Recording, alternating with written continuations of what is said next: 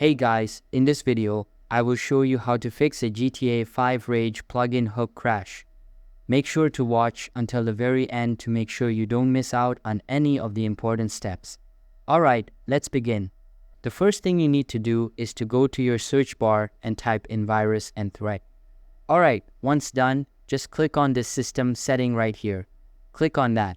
Now what you're going to do here is simply open the Rage plugin, and what you're going to do is locate the plugin, which is located on the game directory itself.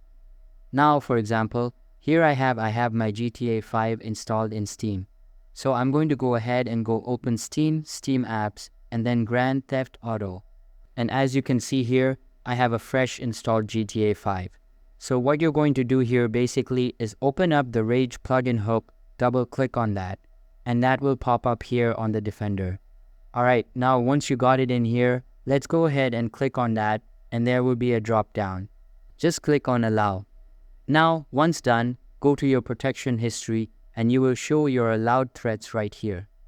Now, once the plugin was allowed, just go ahead and reopen it in here and you'll be good to go.